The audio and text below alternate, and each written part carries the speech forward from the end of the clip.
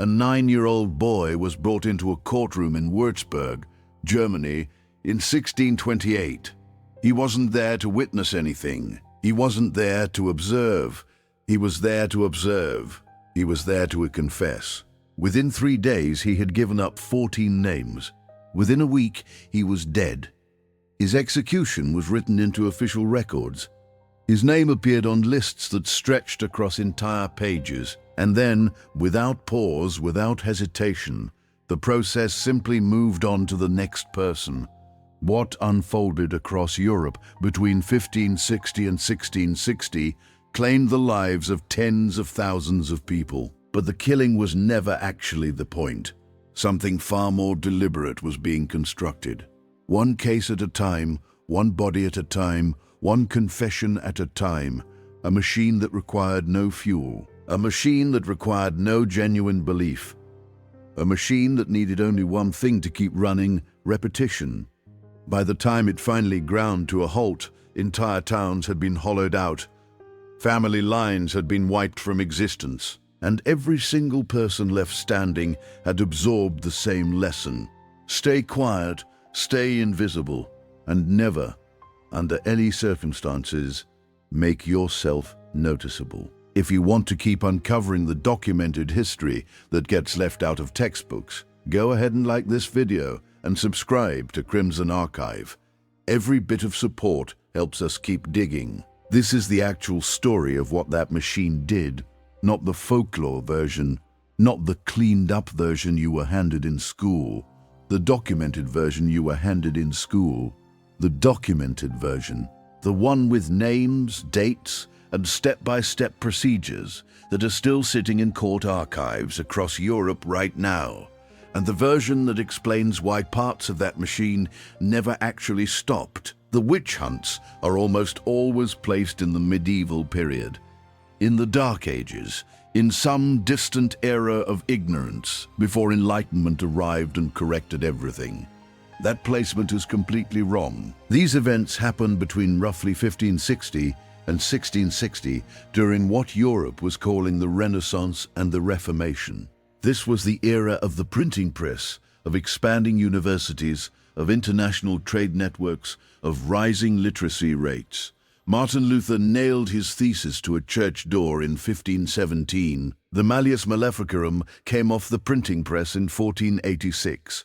The most concentrated period of witch executions happened in the 1600s. These timelines overlapped completely. The same civilization that produced Galileo, Shakespeare, and the foundations of the scientific method was simultaneously burning people alive in public squares. That wasn't a contradiction. That was a feature of how the system worked. Underneath all that cultural momentum, Europe was fracturing. The Protestant Reformation had split Christianity into competing factions fighting for survival, legitimacy, and territorial control. The 30 Years' War, which ran from 1618 to 1648, would eventually kill approximately 8 million people, roughly 20% of the population across affected regions. Plague outbreaks kept returning. The Black Death had never fully disappeared. Smaller epidemics swept through towns on a recurring cycle. Harvests kept failing. The period between 1560 and 1660 overlapped with what historians now call the Little Ice Age, decades of dropping temperatures that shortened growing seasons and devastated food supplies. Governments were unstable. Borders shifted constantly. Local authorities competed with regional powers. Kings fought with nobles. Everyone fought with everyone else. And in the middle of all of this, ordinary people were simply trying to survive when things went wrong. And things went wrong constantly. People needed to know why. Why did the crops fail? Why did the children die? Why did the neighbors turn on each other? Why did everything feel like it was disintegrating? The answer couldn't be random chance. It couldn't be bad weather or disease or political collapse. Those explanations were too impersonal, too vast, too far beyond anyone's ability to control. People needed a cause they could actually point to.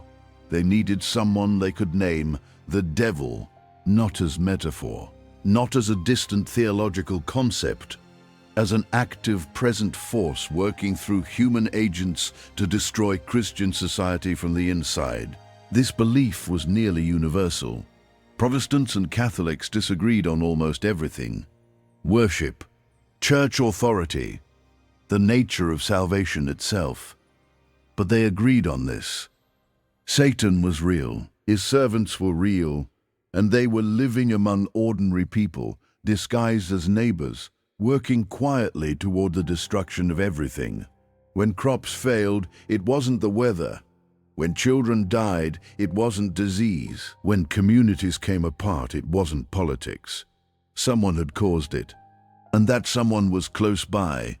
Certain people attracted suspicion with a consistency that held across regions and decades. Widows without family support, women living alone after their husbands died, had no male protection and almost no economic security.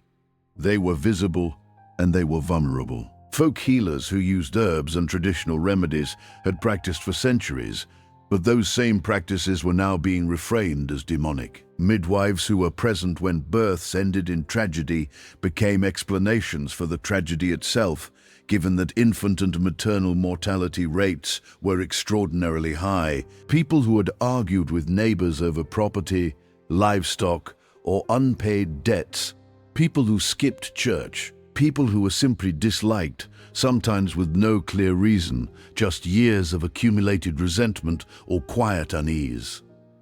Once someone was named, they became the explanation for everything that had gone wrong: the failed harvests 3 years back, the livestock that died over the winter, the stillborn child. The name made the cause visible. And fear, it turned out, didn't require evidence. It only required a name. In 1486, 2 German inquisitors named Heinrich Kramer and Jacob Sprenger published a book called the Malleus Maleficarum, the Hammer of Witches. It wasn't the first text written about witchcraft, but it was different from everything that came before it. It was systematic. It was organized. It was procedural. It explained how witchcraft operated, how witches were recruited, how to identify them, how to question them, and most importantly, how to justify every step of what followed. The book was printed across Europe, translated into multiple languages, and distributed to courts, churches, and legal authorities everywhere. Between 1486 and 1600, it went through 28 editions. It became a reference manual, and in doing so, it normalized a process. The Malleus made several arguments that worked together to form a closed system. Witchcraft was real, organized, and widespread, not folklore, but an active conspiracy. Witches operated in secret, hiding among ordinary people, appearing completely normal, which meant that anyone could potentially be a witch. Witches would always deny their activities, and therefore denial was not evidence of innocence. It was evidence of skilled deception. Physical evidence could be found on the body in the form of marks or areas insensitive to pain, and confession was the ultimate goal. Everything in the process was designed to produce one. Once that framework existed, courts across Europe began following the same steps. Accusation first. Someone made a claim. A neighbor reported strange occurrences. A relative mentioned suspicious behavior. Sometimes a child repeated something they had heard. The accusation required no proof. Suspicion L. One was enough to begin. Then came arrest, usually without warning, often at night. The accused was removed from home and family and placed in isolation. That isolation was deliberate. It prevented escape. It prevented help from arriving. It signaled to the surrounding community that the authorities had acted, and it began the process of dismantling the accused person's sense of reality. Then came the examination. The body was searched for marks, moles, scars, birthmarks. Any irregularity was recorded as potential evidence of a devil's mark. In some cases, a needle was used to test for areas of insensitivity. If the accused didn't react, it went into the record as confirmation. The examination was often conducted publicly. The humiliation was entirely intentional. Then came interrogation. Physical methods were used in some regions: thumb screws, the strapado, leg vices, stretching racks. But physical pain wasn't always the primary tool. Exhaustion frequently worked better. Sleep deprivation, constant questioning, disorientation, loss of any sense of time, woken every few hours, questioned, returned to the cell, woken again. After several days without real sleep, most people could no longer think clearly. But here is the detail that makes the whole system make sense. The interrogators didn't wait for the accused to construct a story. They provided one. You flew through the air at night, you attended a gathering in the forest, you met the devil there. He appeared as a man dressed in black. You signed a pact with him. You renounced God. These were not questions, they were statements. The accused, exhausted and terrified beyond coherent resistance, eventually repeated those details back, sometimes word for word. That repetition was recorded as confession. And confession didn't end the case, it expanded it. Because after the accused confirmed their own activities, the interrogators always asked the same final question. Who else was there? Who else attended? Who else made a pact? Every name produced another arrest. Every arrest produced another interrogation. Every interrogation produced more names. The machine fed itself. The process worked in part because it was predictable.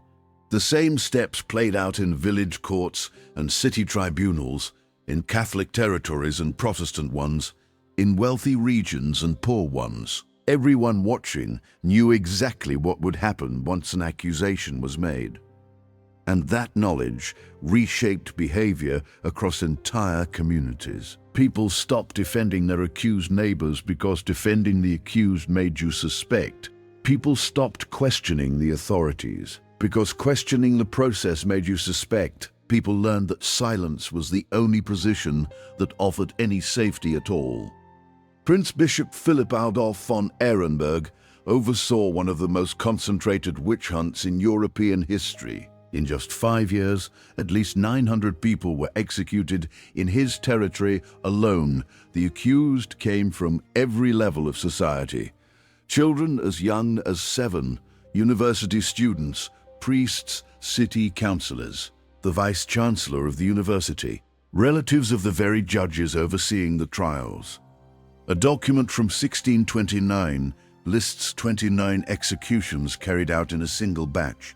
Among those recorded, a girl of 9 or 10 years old, a boy of 12, a student who knew many languages, a wandering boy of 12, described simply as not belonging to the town. Another list from the same period includes entries written only as Gobble's child, the prettiest girl in town, a boy of 10 who attended school, 2 strange boys. Age offered no protection. Education offered no protection. Social standing offered no protection. The process consumed whoever was named. There was also an economic dimension that kept the machinery move. In Shane, when someone was convicted, their property was seized. The costs of the trial, the imprisonment, the interrogation, the execution itself were charged against the accused estate. Land was taken. Savings were confiscated. Possessions were sold off. Families were sometimes left with nothing. And in some cases, the families were accused next. This created a revenue structure. Trials generated income. Confessions produced more trials. More trials generated more income. The machine became financially self-sustaining. 60 miles away, Prince Bishop Johann Georg II Fuchs von Dornheim ran his own campaign.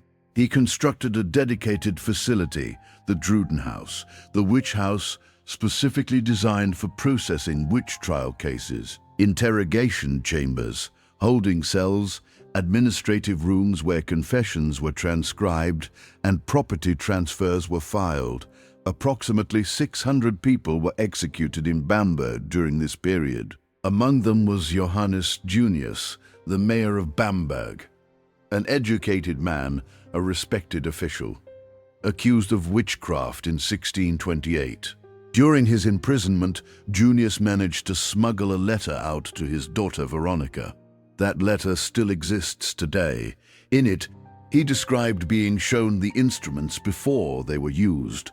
He described insisting on his innocence. He described the thumb screws, the leg vices, the strappado being suspended by his arms bound behind his back until he screamed that he would confess to anything.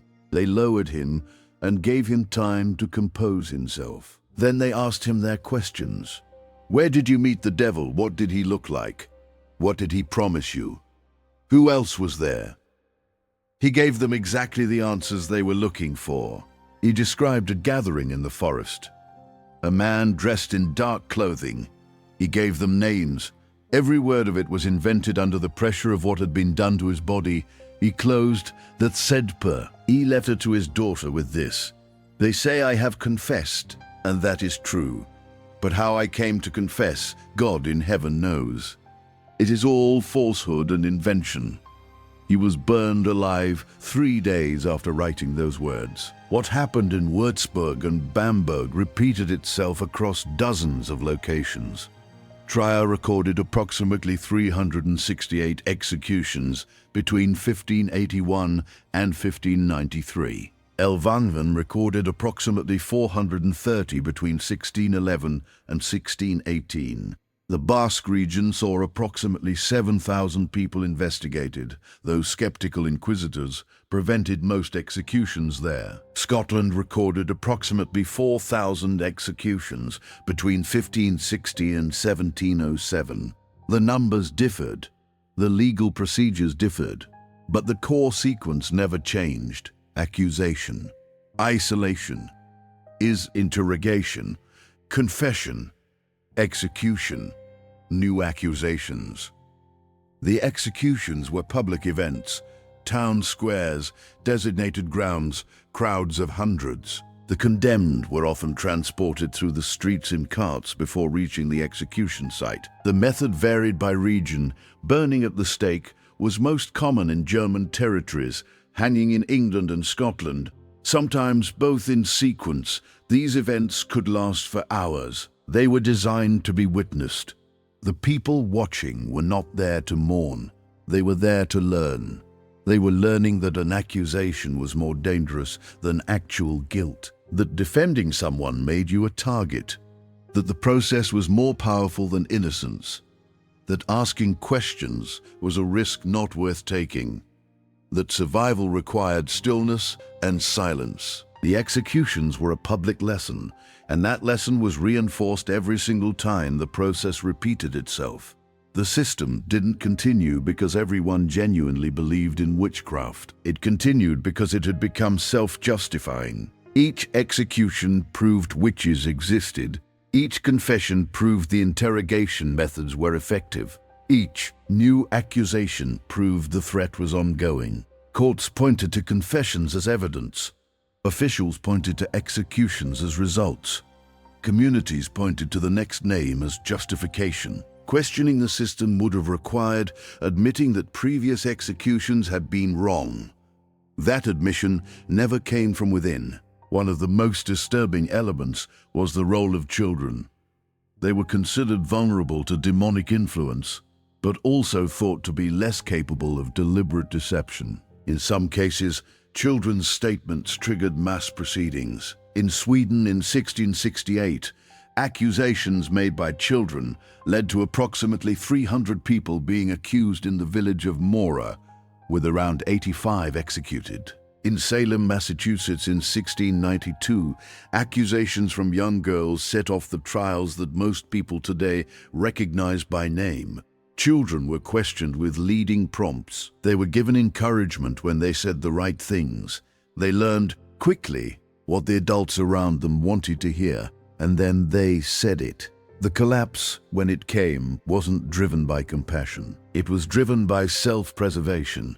When mayors, priests, judges, and nobles began appearing on execution lists, other officials took notice in a different way. The process had become indiscriminate to the point where no one was protected by status or education or institutional standing. Courts began requiring more evidence. Confessions produced under torture were quietly set aside. Legal standards shifted. The machinery slowed. By 1650, the most concentrated phase was over. Historians generally estimate between 40,000 and 60,000 executions for witchcraft in Europe between 1560 and 60, with some estimates running higher. Approximately 75 to 80% of those executed were women. Most were over the age of 50. Most lived alone. Nearly all were economically vulnerable. For every person executed, though, some more watched. They watched the arrests, they watched the trials proceed, they watched the executions, and they adjusted everything about how they moved through the world. They learned to avoid conflict. They learned to attend church without exception. They learned to keep opinions private. They learned that standing out in any direction was dangerous. The machine killed tens of thousands, but it controlled millions. Thousands of documents from these trials still exist in European archives today. Court records, transcribed confessions, execution lists, property seizure documents, administrative correspondence. These records show something important about what this actually was. It was not mass hysteria. Hysteria is chaotic and unpredictable. This was organized, consistent, and carefully documented. This was administration, and if you want to keep going deeper into the histories that were buried, that were filed away, that were deliberately kept out of the version you were taught, subscribe to Crimson Archive. There's a great deal more to uncover.